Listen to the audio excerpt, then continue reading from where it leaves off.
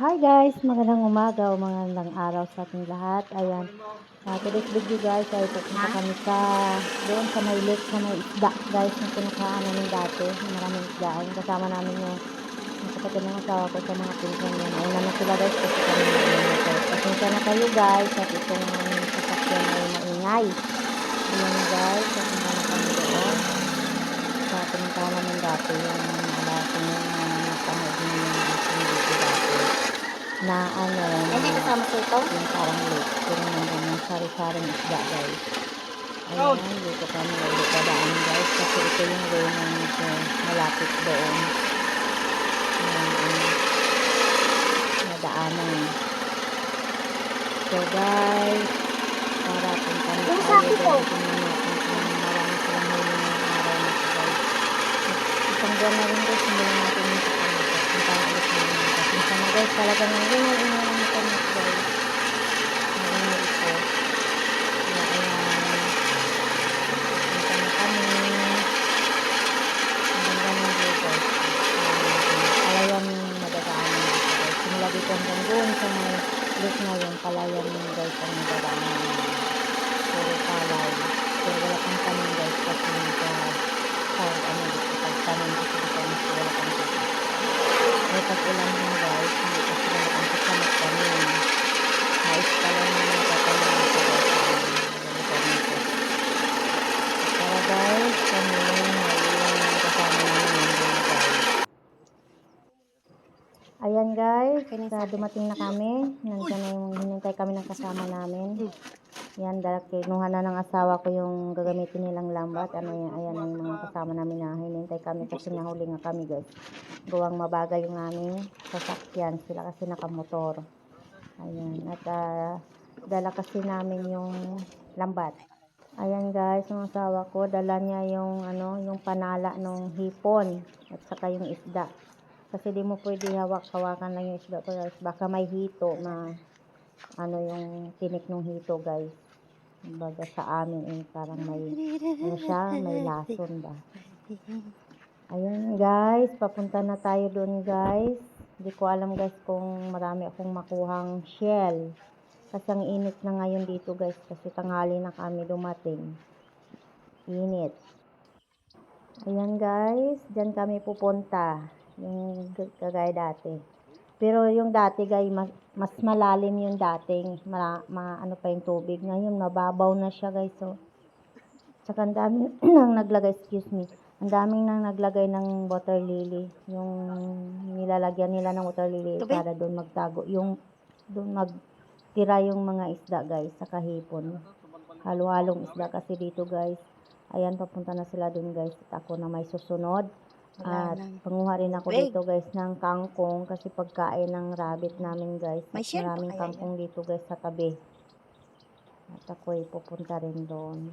Subukan kong manguha ng shell kung may makuha. Pag wala guys ay babalik ako doon sa tricycle. Ayan guys, pupunta na ako guys. Magsunod-sunod na ako sa kanila guys. Manguha mo na ako ng kangkong pagkain ng rabbit. Ng kangkong guys. Kasi dito sa gilid na to guys, may kangkong. Pasensya na kayo guys at nangarag-ngarag na naman yung aking camera kasi naglalakad ako guys. At yung daanan kasi dito lubak-lubak. Ayan na guys, pumunta na sila dun sa tubig guys. Yan yung binilog nila na water lily guys. Nilagyan na nila ng lambat guys para ikukulong nila yung water lily. Tapos maya-maya guys ay aalisin nila yung water lily guys. Ayan, makita dyan guys, magtatalon-talon yung mga isda guys. Ang isda dyan guys ay karpa, tilapia, hipon, sari-sari guys. Ayan guys. Tanggal na nila yung guys, yung water lily guys. Hindi na ako lumapit dun guys kasi malalim yung putik. Natatakot talaga ako na mabitawan yung cellphone guys sa tubig. Kasi nag-iisa lang talaga tong cellphone namin guys. Wala na akong pang vlog pag nahulog pa sa tubig. Kasi malalim yung putik dyan guys eh. Kaya dito lang muna ako banda. Dati guys yan, dami. Hanggang dyan pa yung tubig dati guys, malalim. Pa ngayon wala na, malayo na yung tubig guys. So, Yun, na tinatanggal na nila yung water lily guys. Ayan, ang dami yung mga water lily dito guys. So, yan, naglalagay din yung iba. Kasi ganun din gagawin nila sa ginawa nila. Na iikutan ng lambat, kukulungin yung water lily. Ayan. Ang init guys dito, sobra tanghali na kasi guys eh. Ang init talaga. Hinintay pa kasi nila yung pinsan ng asawa ko na dumating galing dun sa kabilang baryo. So, bago naming alaga guys, nagtago. Kasi mailap siya, napulot lang namin yan doon sa may kinukuhaan namin ng isda. Hinanap ko yun eh. Nagtago siya dyan. Dalawa yan sila guys. Binigyan ko ng pagkain, ayaw niya.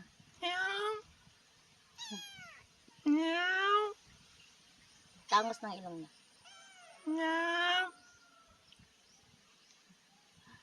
Andun yung isa guys, dalawa yun. Ayan yung isa guys. Ayan. Inaway naman ito. Pusa to ng biyanan ko guys. Ito yung napulot namin, dalawa. Apat to sila guys na magkapatid. Yung dalawa yung magpahuli. Siguro ano yun sila. Yung sa tabi ng kasada sa damuhan, niligaw yata tong mga to. Ito lang ang nahuli namin, dalawa. Yung dalawa ay magpahuli, takot suot doon sa mga damo. Yan. Yung isa may ilap guys. Ito hindi. Yan ang bago naming member sa aming pamilya. Kasama na sila guys. Kasama na sila. Para silang kulay, tiger.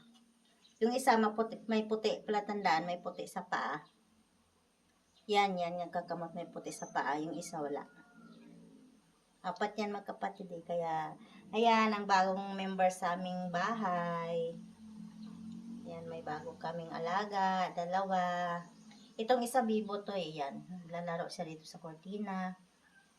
Ito mailap. Pero ang cute nila. Ito naman nagagalit. Galit siya. Naawa niya yung dalawa. Malaro to sa isa ay mapaglaro.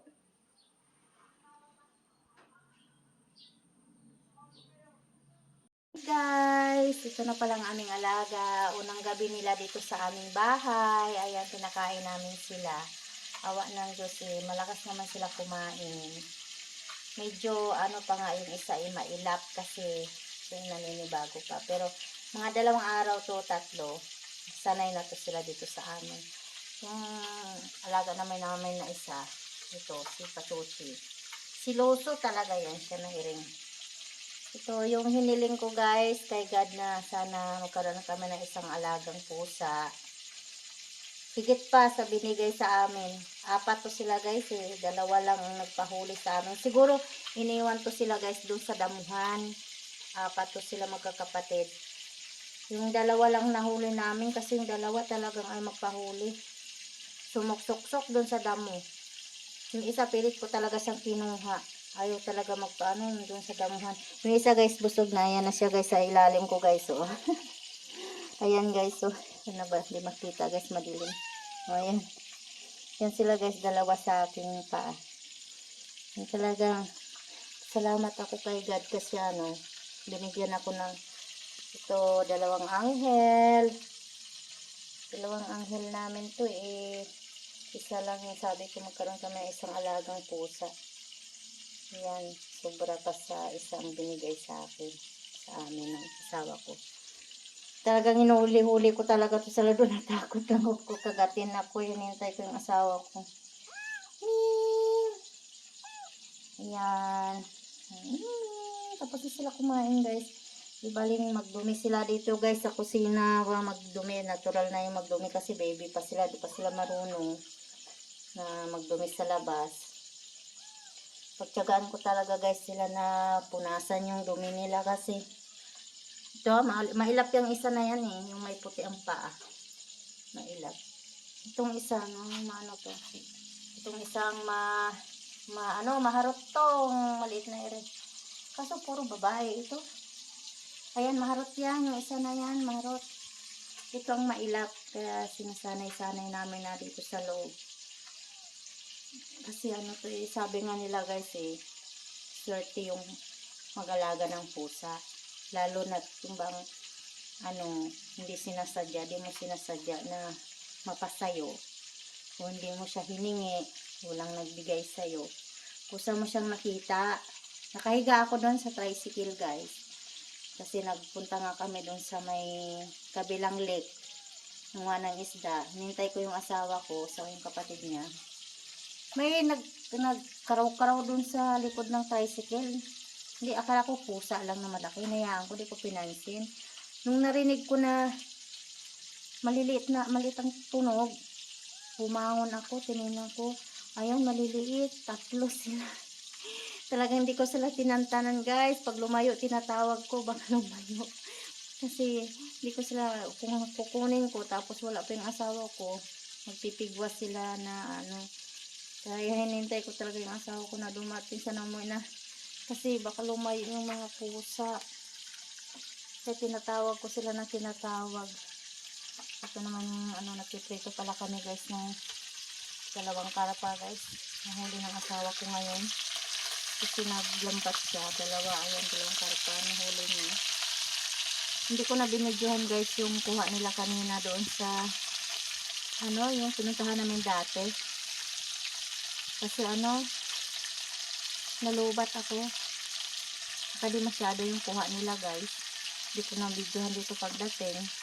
Kasi nauna kasi sa amin yung nagdala ng isda. Pagdating dito, nilinis na nila, niluto na. Hindi ko na nabidyohan. Ay, meron pala dito guys. Ito yung tira ng nakuha namin. Kuha ng asawa ko doon. Ito guys pala. May tira pala. Ayan yung pinaksiw. Ayan. Pinaksiw ko sa kamyas. Ayan guys. Yung tira niya. Ayan. Pag hindi maubos sa pagkain itong alaga namin. Kasi gusto nila nung lasa ng isda. Paunti-unti lang naman yung kain ng mga ito. Ayan. Binalikan na yung kinain niya. Ayan. Hiyaan ko lang yan dyan para may kainin sila, balik-balikan nila ng kain kasi pakunti-kunti lang yung kain nila kasi baby pa sila. Ayan. Kung nagpahuli nga yung 2 guys, baka madala namin itong 4 eh. Mailap talaga yung ano, sumusok-sok sa damo. Jadi iniwan na namin. Ito na lang 2. Itong 2 nagpahuli sa amin eh, ibig sabihin para talaga siya sa amin. Ito talaga ito. Ito ang lumapit sa akin. Ito. Ito talaga yung lumapit sa akin sa tricycle. Nag-iingay siya. Nag-iingay doon. Ayan. Sabi nga nila ay swerte ang mag-alaga ka ng pusa. Kaya, hindi naman sa ano, porket swerte mag-aalaga na. Talagang mahilig talaga ako sa pusa guys. Kahit sa amin, sa probinsya, meron kaming pusa doon. Ganito din ang kulay, tiger. Mag-asawa sila. Malaki na, matagal na yun sa amin. Tapos nag-anak siya, tiger din. Nasa amin din. Nasa amin pa hanggang ngayon, guys. Ano lang din yun, guys. Kumbaga, yung pusa na yun, sa kapitbahay namin yun. Tapos doon na, kumbaga sabi sa tapon siya ba? Kumbaga lumipat sa amin. Tapos nung pinapauwi namin ay na talaga umuwi, doon na lang doon siya sa amin. Hanggang sabi ng kapitbahay naman na sa amin na lang. Tapos yun. Tapos yung isa niyang pusa, gawa ngang yung babae na sa amin, lumipat na rin sa amin. Kaya 2 na sila na sa amin guys. Talagaan namin. Talagang pag pinapalo yun ng kapatid ko, talagang pinag-aawayan namin yung talaga eh. Kasi nga, sabi ko, kaya yan nangunguha ng pagkain kasi nagugutom. Bigyan nyo siya ng pagkain. Pag nabusog yan, hindi yan nangunguha ng pagkain. Matutulog lang yan sila. Yan na ano, pinapalo ng kapatid ko pag kinukuha yung ulam niya sa lamesa. Sabi ko eh, hindi mo kasi binibigyan. Nag-aaway kami pag pinapalo ng kapatid ko. Ayan, mahilig talaga ako sa pusa guys. Promise talaga ngayon. Dito, parang nakakatuwa kasi sila pag laro kagaya ng ganito, ito sila. Ganyan kaliit. Yan, naglalaro sila. Ayan. Woo! Ang pangalan ko nito guys, si Momita at saka si Moming. Kasi babae sila pareho eh. Si Momita at saka si Moming. Ito naman si Pachuchi namin na. Ano din to guys, yung Pachuchi namin na to guys. Baby pa lang din to, nandito na rin sa amin to eh. Yung bagong panganak talaga siya. Kinuha ng asawa ko, tapos pinabalik ko kasi parang hindi pa siya mabubuhay. Dito ka nga, Momita! Nandun sa loob guys, kukunin ko si Moming. Dito ka. Moming! Hindi ko sila sanay na pumasok sa loob ng kwarto kasi mamasanay. Dito lang sila. Dito lang sila sa kusina.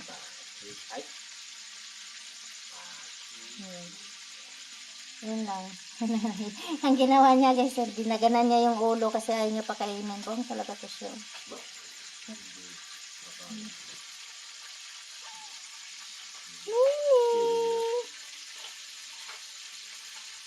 Tingnan mo yung alaga namin guys, kasi nagsiselo siya, yan, nagpapakalong sa sawa ko, madilim na kasi guys eh.